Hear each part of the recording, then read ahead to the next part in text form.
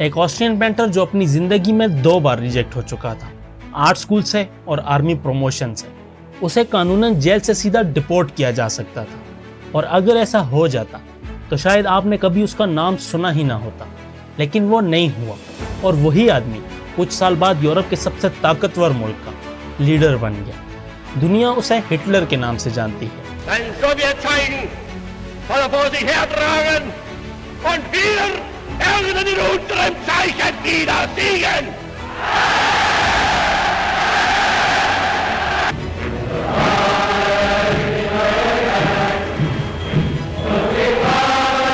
اور سب سے حیران کر دینے والی بات یہ ہے کہ اس نے کبھی بھی عوام کی میجورٹی سے الیکشن نہیں جیتا۔ اسے پاور دی گئی، اور جن لوگوں نے اسے پاور دی انہیں یقین تھا کہ وہ ہٹلر کو کنٹرول کر سکتے ہیں۔ وہ غلط تھے، اور ان کی یہ غلطی دنیا کی تاریخ کی سب سے مہنگی غلطیوں میں سے ایک ثابت ہوئی۔ یہ کہانی صرف ایک الیکشن کی نہیں ہے، یہ ایک ڈیل کی کہانی ہے۔ 1932 کے آخر تک نازی پارٹی کا مومنٹم ٹوٹ رہا تھا، پیسہ کم ہو رہا تھا، پاپولیرٹی نیچے آ رہی تھی۔ پارٹی کے اندر بھی یہ خوف پیدا ہو رہا تھا کہ شاید نازی موومنٹ اپنی پیک کراس کر چکا ہے۔ پھر صرف کچھ ہفتوں کے اندر وہی ہٹلر جرمنی کا چانسلر بن گیا، لیکن کیسے؟ اور سب سے امپورٹنٹ سوال، کس پوائنٹ پر اسے روکا جا سکتا تھا؟ جولائی 1932 میں نازی پارٹی نے اپنا اب تک کا سب سے بہترین الیکٹورل رزلٹ دیا۔ اسے 37.3% ووٹ ملے، لیکن اس کا دوسرا پہلو زیادہ امپورٹنٹ تھا۔ جرمنی کے لگ بھگ 2/3 ووٹرز نے ہٹلر کی پارٹی کو ووٹ نہیں دیا تھا۔ پھر نومبر 1932 میں نازی سپورٹ مزید گر گیا، ووٹ شیئر 33.1% رہ گیا۔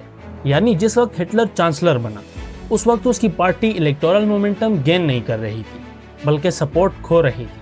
تو پھر صرف 2 مہینے بعد ایک پولیٹیکلی کمزور ہوتا ہوا لیڈر جرمنی کا چانسلر کیسے بن گیا؟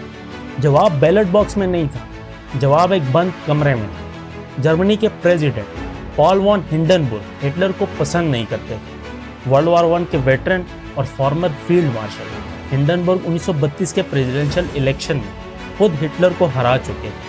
پھر آخرکار انہوں نے ہٹلر کو جرمنی کا سب سے بڑا پولیٹیکل عہدہ کیوں دے دیا؟ اس کے پیچھے ایک اور شخص تھا، فرانز فون پیپن۔ پیپن خود جرمنی کا فارمر چانسلر تھا اور اپنی سیاسی پاور واپس حاصل کرنا چاہتا تھا۔ اس کا پلان سمپل تھا، ہٹلر کو چانسلر بنا دو، لیکن کیبنٹ میں کنزرویٹیوز کی میجورٹی رکھو، اور پیپن خود وائس چانسلر بن جائے۔ انہیں لگتا تھا کہ ہٹلر کو ایک پاورفل لیڈر کے طور پر نہیں، بلکہ ایک ایسے پولیٹیکل فگر کے طور پر یوز کیا جا سکتا ہے جسے کنزرویٹیوز ایلیٹ کنٹرول کر لیں گے۔ پیپن کو اتنا یقین تھا کہ اس نے اپنے سرکل میں ہٹلر کے بارے میں کہا تھا کہ کچھ ہی مہینوں میں وہ اتنا کارنر میں آ جائے گا کہ اس کی حالت ایک پھنسے ہوئے چوہے جیسی ہو جائے گی۔ لیکن ہٹلر کبھی کارنر میں نہیں گیا، اس نے کارنر بنانے والوں کو ہی استعمال کر لیا۔ لیکن ہٹلر کو جرمنی سے باہر بھیجنے کا ایک موقع اس سے پہلے بھی آ چکا تھا۔ 1923 میونک بیئر ہال پوچ، ہٹلر نے جرمنی کی گورنمنٹ کو فورس سے گرانے کی ایک پورلی آرگنائزڈ کوشش کی۔ کوپ کچھ ہی گھنٹوں میں فیل ہو گیا، ہٹلر اریسٹ ہوا، اس پر ٹریزن کا کیس چلا۔ اور یہاں ایک امپورٹنٹ فیکٹ ہے جو اکثر نظر انداز ہو جاتا ہے، ہٹلر اس وقت جرمن سٹیزن نہیں تھا، وہ آسٹرین سٹیزن تھا۔ قانوناً اس کی کنوکشن کے بعد اسے جرمنی سے ڈپورٹ کیا جا سکتا تھا، یعنی ایک لیگل ڈیسیژن ہٹلر کو ہمیشہ کے لیے جرمنی سے باہر بھیج سکتا تھا۔ لیکن ایسا نہیں ہوا، اسے 5 سال کی سزا سنائی گئی، مگر صرف 9 مہینے بعد ریلیز کر دیا گیا۔ اسی جیل کے دوران اس نے اپنی مین کیمپ لکھی، وہ کتاب جس میں اس کی ایکسٹریمسٹ آئیڈیالوجی اور سیاسی ویژن کا خاکہ موجود تھا۔ سوچئے جرمنی کے پاس اس وقت ایک ایسا لیگل راستہ موجود تھا جو ہٹلر کو جرمنی سے باہر کر سکتا تھا، لیکن وہ راستہ یوز نہیں کیا گیا، اور تاریخ نے ایک اور موقع کھو دیا۔ پھر ہٹلر کے سامنے سب سے بڑی سیاسی رکاوٹ اس کی اپوزیشن تھی۔ جرمنی کی 2 anti Nazi forces, communist party اور سوشل ڈیموکریٹک پارٹی، اگر ایک دوسرے کے ساتھ مل کر کام کرتی تو ہٹلر کے لیے راستہ بہت مشکل ہو سکتا تھا۔ لیکن دونوں ایک دوسرے کو اپنا دشمن سمجھتی تھی۔ کمیونسٹ لیڈرشپ جو ماسکو کی آئیڈیالوجی لائن سے متاثر تھی، سوشل ڈیموکریٹس کو سوشل فاسسٹ کہنے لگے، یعنی ہٹلر کے خطرے کے باوجود اس کی سب سے بڑی اپوزیشن آپس میں ڈیوائیڈڈ تھی۔ جب ہٹلر پاور کی طرف بڑھ رہا تھا، اس کے اپوننٹس ایک دوسرے سے لڑ رہے، اور اسی ڈویژن نے ہٹلر کے لیے سیاسی دروازے کھول دیے۔ اب صرف ایک چنگاری کی ضرورت تھی، 27 फरवरी 1933 हिटलर को चांसलर बने अभी सिर्फ 1 महीना हुआ था कि रेनस्टेग बिल्डिंग में आग लग गई। एक Dutch communist Marnus vendors lube को अरेस्ट किया गया और उस पर आग लगाने का इल्ज़ाम लगा, लेकिन हिटलर ने इस वाक़ये को अपनी सियासी एजेंडा के लिए यूज़ कर लिया। अगले ही सुबह प्रेसिडेंट हिंडनबर्ग ने रेनस्टेग फायर डिक्री साइन कर दिया, सिविल लिबर्टीज सस्पेंड कर दी गई, प्रेस और एक्सप्रेशन की आज़ादी पर सख्त पाबंदियां लग गई, पॉलिटिकल ओपोनेंट्स के खिलाफ मास अरेस्ट शुरू हो गए और फिर सिर्फ कुछ हफ्तों बाद मार्च 1933 में इनेबलिंग एक्ट पास हुआ। इस लॉ ने हिटलर की गवर्नमेंट को पार्लियामेंट की नॉर्मल अप्रूवल के बगैर लॉ बनाने की पावर दे दी, यानी जर्मनी का डेमोक्रेटिक सिस्टम अंदर से खोखला होना शुरू हो गया। और ये सब कुछ बहुत तेजी से हुआ। हिटलर को चांसलर बनाया गया, फिर इमरजेंसी पावर्स, फिर अपोजिशन पर क्रैकडाउन और फिर पार्लियामेंट की लेजिस्लेटिव पावर को इफेक्टिवली साइडलाइन कर दिया गया। सिर्फ कुछ महीने, इतना वक्त एक डेमोक्रेसी को डिक्टेटरशिप में बदलने के लिए काफ़ी था। पेपुन ने सोचा था कि वो हिटलर को कंट्रोल करेगा।